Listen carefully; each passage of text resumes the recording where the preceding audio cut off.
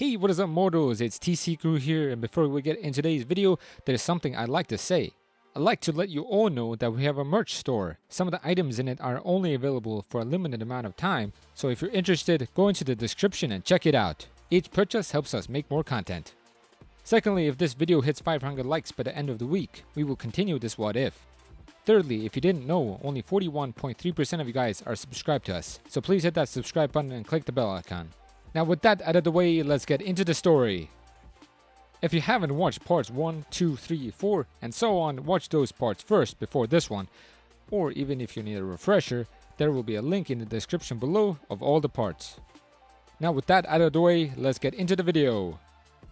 Izuku Midoriya was finishing his class, saying goodbye to everyone and kept his cheery attitude in front of everyone. But inside he was more nervous than ever before.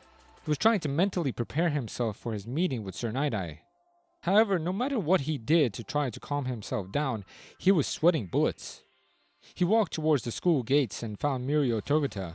He could clearly see his junior was in no way ready to meet All Might's former sidekick.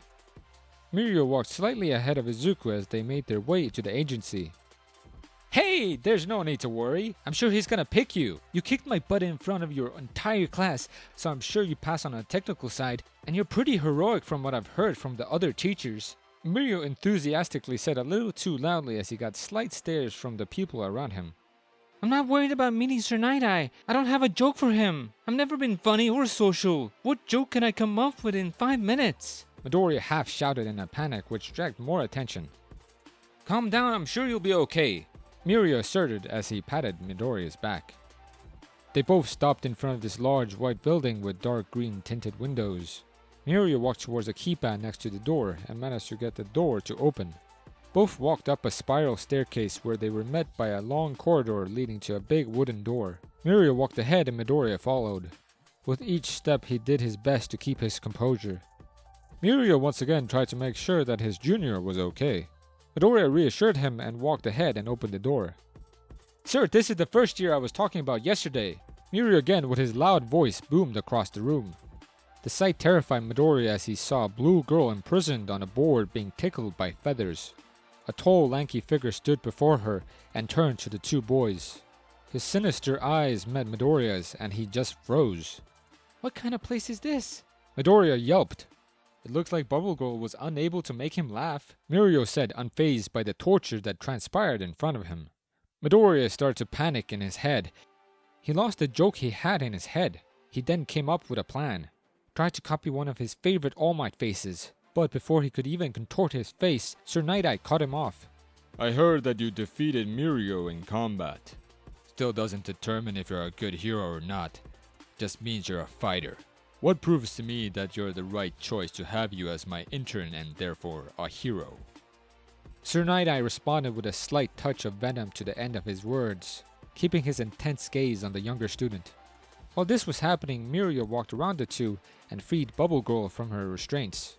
Hey Mirio, what's with this kid? Bubble Girl asked her younger colleague. He's one of my underclassmen. Even though he hasn't come up with a joke or anything, I'm sure that Sir Night-Eye will be amused by him.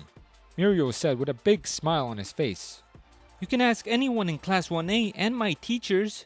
I've done more than most other people my age, and I fought for everyone in my class when I beat Mirio. Midoriya, determination in his eyes, replied. He pulled out his phone and opened his photos. He kept scrolling until he reached what he wanted to show. He held his phone out to him. This is a letter of a kid who I managed to save while our class was attacked by the League of Villains in our training camp. I fought so hard to get to this spot, and if you reject me, it won't mean that I'll stop being who I am or continue to be a hero. I came here because I know I can become stronger under your agency. Midoriya expanded. Sir Night-Eye was taken aback slightly by his reply. Is that so? You want to become stronger? Hand me your form. Sir Night-Eye's intimidating aura shook Midoriya's spirit a bit, but he calmly complied.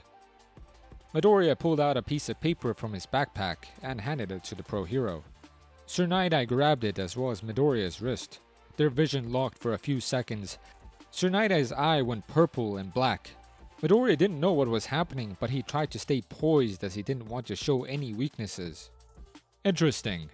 All I need to do is stamp this and you'll be an intern at my agency, correct? Well, you'll start next week Monday on normal patrols with Mirio. If you're even a second late, I will end the internship and you'll be going back to school. You'll be missing classes for the next few weeks. If you're behind on your classes, I'll also end the internship. Do you agree with these conditions? Sir Night-Eye questioned Midoriya, seeing if he could back up his talk. Midoriya nodded, holding a stern face and squaring his shoulders to make him look more confident. Sir Night-Eye lifted his hand and stamped the form. Midoriya relaxed a little and breathed a sigh of relief. He thought there was going to be a test or a small fight. You better come up with a joke next time. There's no future in society if it doesn't have energy or humor. So if you don't come up with a joke by Monday. Sir Night-Eye spoke, which gave Midoriya shivers. Before we get back into the story, I would like to say we've got a second channel called Anime Deep Dive. Anime Deep Dive goes over the hard facts of the anime presented. Now, in case you guys didn't know, we have a third channel called We the Celestial Naruto What If. We the Celestial Naruto What If mainly focuses on our Naruto What If series. If you're interested in content like this, please go check the description below or click the eye icon in the top right corner. Now with that out of the way, let's get back into the story. A week passed and Midoriya was prepared for his first day on patrol. He wore his hero costume and walked next to Mirio. This was his first time in public seen as an actual hero. Mirio kept telling him to keep an eye out on anything while just trying to walk and act as normal as he could. Since Midoriya was caught up on multiple attacks during his time outside school, he never got the basics of patrols. Mirio told him that Sir Night-Eye and Bubble Girl were doing the real work since they were watching a specific target. Midoriya remembers back to a meeting he had with Sir. He told a joke to the pro hero to see if it was truly up to par. Sir Night-Eye chuckled for a second and returned back to his serious facade. Not bad, but needs more work, he said in all seriousness. Yes, sir, Midoriya shouted back. And stop shouting, we're in the same room. Now today you are going on patrols with Mirio here. Pay attention to this. I don't care if you forget half of what I said before, but this man, Sir holds up a picture of a man in a plague mask and a big green coat, is very dangerous. His name is Kai Jizaki. He is the leader of a local yakuza called Shai Hazakai. His quirk is known for destroying and rebuilding anything he touches. He came in contact with the League of Villains a few days ago and likely to be linked with them. If you come in contact with this man, run away. We can't let him know that we're onto him. Mirio! Make sure the kid won't do anything reckless. I trust you, Mirio, so I won't need to use my quirk. Go! As they walked ahead, some of the public noticed both Mirio and Midoriya. He was happy that he was recognized as a hero and as one of the best from the sports festival this year. They managed to check up on most of the local stores and they posed for a photo or two, as well as check for any possible crimes. Halfway through a conversation where Mirio was explaining his hero name, they stumbled upon an alleyway where a small bandaged up girl ran out of it and into Midoriya's legs. Her hair was white, which made her bright ruby eyes pop out more. She had a horn on her right temple. Midoriya crouched down to check on her since she fell after their collision. Sorry, that must have hurt, Midoriya softly spoke, moving his hand towards the girl's head. She flinched slightly, making Midoriya a little suspicious. Can you stand? Are you okay? He put his hands under her arms and tried to pick her up. He noticed that she was trembling as well as heavily bandaged and barefoot. Suddenly a voice came from the alleyway where the girl came from. She flinched once again and Mirio took on a serious look on his face. Now you know you can't go around causing trouble for the heroes, the man said as he stood tall. It seemed as though he was trying to tell the two heroes to back off with his smug body language. Midoriya knew who this man was. His dark green coat, his maroon and golden mask, white gloves and shoes, his kiwi-colored eyes and brownish red hair. Kai Jizaki was in front of them and looked like he controlled the situation. I'm sorry about my daughter, Hero.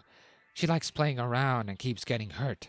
I don't know what to do with her, he said cheerily, which sent chills down Midoriya's back. He then started to plan on what he should do next. Your mask and hood came off again, Mirio said, pulling Midoriya's headpiece back in position. Maybe the size is off, he said with a smile, like he was just saying a joke. Midoriya knew that Mirio could be analytical when he wanted, so he knew he had a poker face at that moment. We're sorry too for bumping into her. Midoriya then noticed that his face was very expressive, and so changed his face to show indifference. He didn't want to ruin Sir Night-Eye's work. With that lovely mask, you must be from the Hazaikai, right? You guys are famous around here. Mirio continued. Yes, don't worry about the mask. I'm sensitive to filth. It's my first time seeing you two heroes. Chizuki replied. As Mirio kept Chizuki distracted, Midoriya started to come up with plans for what to do. Mirio asked Midoriya to stand up. He held onto the girl and was about to stand, but the girl hanged onto Midoriya's costume very tightly. Don't go, she whispered to Midoriya. The air around them just got tenser as Midoriya held a hard-nosed face. What else could he do? What can he do to save the girl? Those were the only thoughts running through his head. Your daughter seems scared, Midoriya said as he tried to shake off the pressure. It's because she just got a scalding, he replied coldly. Mirio tried to signal to Midoriya that he was creating extra suspicion. Let's go! Mirio spoke loudly. Midoriya didn't reply. He instead put his hand on her head and held the girl closer to him. She wasn't letting go, and so Midoriya had no option but to continue his questioning. Her bandages don't seem like they're from playing around too much, Midoriya said. Now the girl had tears in her eyes and clung even harder to Midoriya's costume. She falls a lot, Chizuki jokingly countered. For such a small child to be trembling like this without making a sound, I don't think that's normal, Midoriya retorted. Please don't force your own normal on other people's families. Chizuki shot back as he sounded more and more on edge. Everyone has a different disposition, right? Mirio added, again signaling to Midoriya to stop his heroic nature. The air got thicker and thicker as they were in a silent standoff for a few seconds until Midoriya broke it. What are you doing to this girl? He asked. The girl was now digging her nails into Midoriya. Chizuki's aura calmed back down, almost like he was hiding it. He let out a sigh. Geez, you heroes are so sensitive to subtle signs in people, huh? Very well. It's embarrassing to talk about it. People are watching here, so will you come this way with me? Chizuki said as he turned and walked back towards the alleyway. Mirio and Midoriya nodded to each other, confirming that if worse comes to worse, they will fight him together and contact Sir Night-Eye right away. They walked behind Chizuki but kept their distance just in case.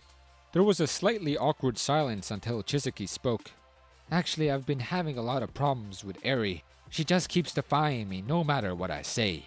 Midoriya was thinking that the bandages meant that he abused her whenever she stepped out of line. Parenting, huh? It must be hard, Mirio said, not raising the suspicion on him or Midoriya. Yes, children are hard to understand. They feel like they can and will become someone. They seriously think that.